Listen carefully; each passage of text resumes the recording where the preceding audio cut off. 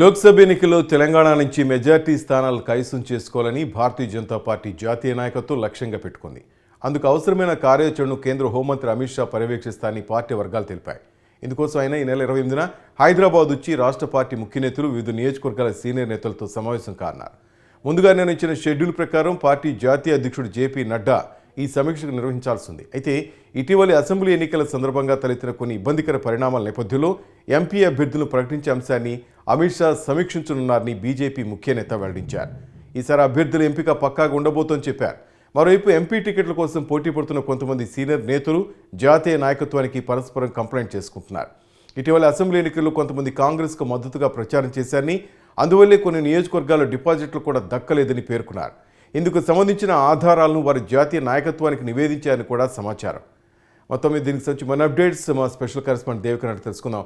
దేవిక, ఎందుకని ఈసారి చాలా కాన్సన్ట్రేషన్ చేస్తుంది బీజేపీ? వాళ్ళు అనుకున్న విధంగా 10 ఎంపీ సీట్లు సాధించే అవకాశం కనిపిస్తుందా?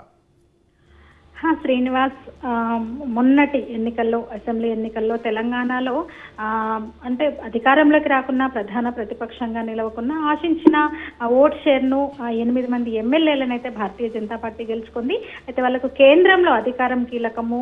మరొక 4-5 నెలల్లో లోక్సభ ఎన్నికలు సమీపిస్తున్న వేళ దక్షిణాదిపై పూర్తిగా దృష్టి కేంద్రీకరించింది. ఎందుకంటే పూర్తిగా ఉత్తరాది బెల్ట్లో భారతీయ జనతా పార్టీ దాదాపు మెజారిటీ రాష్ట్రాల్లో, అన్ని రాష్ట్రాల్లో అధికారంలో ఉంది, హిమాచల్ ప్రదేశ్లో తప్ప.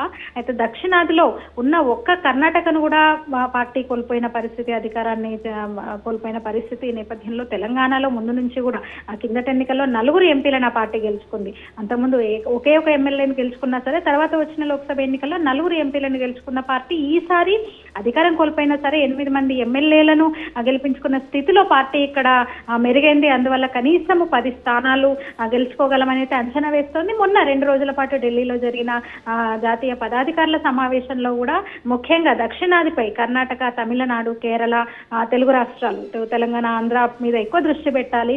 పార్టీ బలహీనంగా ఉన్న స్థానాల్లో ముందుగానే అభ్యర్థులను ప్రకటించడం ద్వారా జనాల్లోకి వెళ్ళాలి, గెలిపే లక్ష్యంగా చేయాలని పార్టీ అయితే భావిస్తోంది.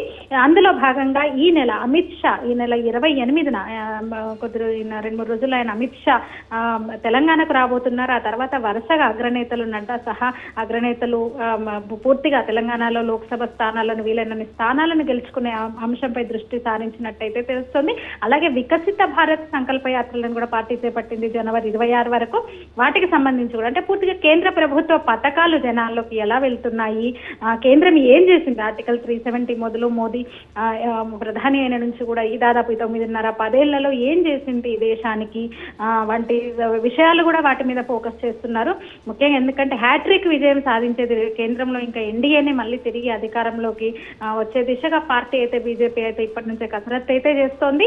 ఇక మొన్న ఇటీవల జరిగిన 5 రాష్ట్రాల ఎన్నికల ఫలితాలకు సంబంధించి 3 పెద్ద రాష్ట్రాలను కూడా భారతీయ జనతా పార్టీ గెలుచుకున్న పరిస్థితి. అటు మధ్యప్రదేశ్ లో, ఛత్తీస్గఢ్ లో, రాజస్థాన్ లో 3 రాష్ట్రాలను కూడా పార్టీ గెలుచుకుంది. దీంతో మరింత ఉత్సాహంతో అయితే ఆ పార్టీ ఉంది. ఇంకా తెలంగాణలో కూడా మంచి ఓటు బ్యాంక్ అయితే ఆ పార్టీ ఓట్ షేర్ అయితే సాధించుకుంది. దీంతో ఎంపీ స్థానాలపై అంటే కొందరు ముఖ్య నేతలు ఓడిపోయారు. అరవింద్ అంటే సిట్టింగ్ ఎంపీలు పూర్తిగా ఓడిపోయిన పరిస్థితి. 3 సిట్టింగ్ ఎంపీలు పోటీ చేస్తే, ప్రస్తుత ఎంపీలు పోటీ చేస్తే 3 ఓడిపోయారు. సోయం బాబురావు, బండి సంజయ్, అరవింద్. అయితే వీళ్ళు ఈసారి ఎంపీ ఎలక్షన్స్ లో పోటీలో ఉండే అవకాశం ఉంది. మరికొందరు సీనియర్లు కూడా ఎంపీలుగా పోటీ చేసే లోక్సభ స్థానం నుంచి పోటీ చేయనున్నారు.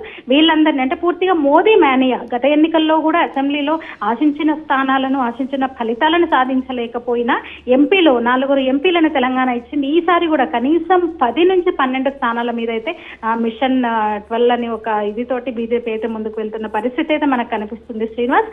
అందులో భాగంగా అమిత్ షాతో ఇక తెలంగాణలో ముఖ్య నాయకుల పర్యటనలు, దాని మీద కార్యాచరణ మీద నాయకులతో చర్చించే అవకాశాలు, అభ్యర్థుల ఎంపిక కూడా ఇప్పటి నుంచే దృష్టి సారించే అవకాశం ఉంది శ్రీనివాస్. మార్చి లేదా ఫిబ్రవరి ఎండింగ్ లేదా మార్చిలో షెడ్యూల్ వస్తుందని అయితే భావిస్తున్నారు. రైట్. ఇక ఈటెల రాజేందర్కి సంబంధించి ఏంటి పరిస్థితి? ఆయన మళ్ళీ ఎంపీగా పోటీ చేయనారా? అలాగే ఇంకేదైనా కొత్త మొహాన్ని ఈసారి మనం ఎంపీ ఎలక్షన్లో చూడొచ్చా దీవిక? చూడొచ్చు. ఎందుకంటే సీనియర్లతో పాటు కొత్త వాళ్ళకు కూడా అవకాశాలు ఇస్తారు కొన్ని చోట్ల అంటున్నారు. ఈటెల రాజేందర్ తను పోటీ చేసిన ఎమ్మెల్యే 2 స్థానాల్లో పోటీ చేసిన చోట 2 చోట్ల ఓడిపోయిన పరిస్థితి. అయితే ఈసారి మల్కాజ్గిరి నుంచి పోటీ చేస్తారు. ఎందుకంటే ఆయన చెప్పారు మొన్న స్వయంగా, పార్టీ ఆదేశిస్తే, పార్టీ అవకాశం ఇస్తే మల్కాజ్గిరి నుంచి పోటీ చేస్తానని. ఇక కరీంనగర్, ఆయన సొంత జిల్లా కరీంనగర్ అయినప్పటికీ కరీంనగర్ లో సిట్టింగ్ ఎంపీ బండి సంజయ్ ఉన్నారు. ఆయన కూడా మొన్న కరీంనగర్ నుంచి ఎమ్మెల్యేగా ఓడిపోయారు. బండి సంజయ్ కరీంనగర్ నుంచే పోటీ చేసి ఇంకొక ప్రచారం కూడా నడుస్తోంది. మోదీ ఈసారి తెలంగాణలో అది కూడా కరీంనగర్ నుంచి పోటీ చేయొచ్చు అనే ప్రచారం కూడా మనం వింటున్నాం. 2-3 రోజులుగా నడుస్తోంది. అదే జరిగితే జహీరాబాద్ కి బండి సంజయ్ వెళ్తారు. ఎందుకంటే అక్కడ కొంచెం హిందుత్వ ఇది ఎక్కువగా ఉంటుంది. అంటే సరిహద్దులు, కర్ణాటక ఇటు మహారాష్ట్ర సరిహద్దులుగా గల జహీరాబాద్ లో హిందుత్వ యాక్టివిటీస్ ఎక్కువ ఉంటాయి. అందుకని బండి సంజయ్ అటు పంపించవచ్చు ఒకవేళ మోదీ వస్తే అంటున్నారు. అయితే ఈటెల రాజేందర్ మాత్రం మల్కాజ్గిరి నుంచి పోటీ చేసే అవకాశం ఉంది. ఇక నిజామాబాద్ నుంచి అరవింద్ పోటీ చేస్తారు. మెదక్ నుంచి అంటే ఈటెల రాజేందర్ మెదక్ నుంచి కూడా పోటీ చేయొచ్చు అనే ఒక ప్రచారం కూడా నడిచింది. కానీ అక్కడ రఘునందన్ రావు ఉన్నారు, సీనియర్ నాయకులు రఘునందన్ రావు. ఆయన కూడా మొన్న ఎమ్మెల్యేగా పోటీ చేసి ఓటమి పాలయ్యారు. నెక్స్ట్ ఎంపీ అవకాశం కోసం ఆయన చూస్తున్నారు. అయితే మరికొంతమంది, ఎందుకంటే ఇటీవల 3 రాష్ట్రాల్లో కూడా పార్టీ ఒక ప్రయోగాలు చేసింది.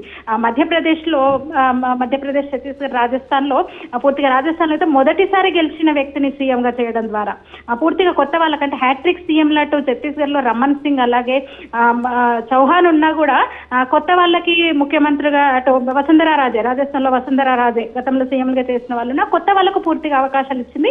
అలా ఏమన్నా ప్రయోగాలు ఇటు దక్షిణాదిలో ముఖ్యంగా తెలంగాణలో ఎంపీ అభ్యర్థుల విషయంలో ఏమన్నా ప్రయోగం చేసే అవకాశాలు కూడా ఉన్నాయి శ్రీనివాస్. దాని మీద ఆ కసరత్తు కోసం ఆ కార్యాచరణ అయితే కొనసాగుతుంది. మొన్నటి పదాధికారుల సమావేశంలో కూడా పూర్తిగా ఇదే అంశం, పార్లమెంటు ఎన్నికల్లో అనుసరించాల్సిన వ్యూహాలు, కార్యాచరణ కూడా ప్రధానంగా చర్చ జరిగినట్టు తెలిసింది శ్రీనివాస్. Thank you Devika.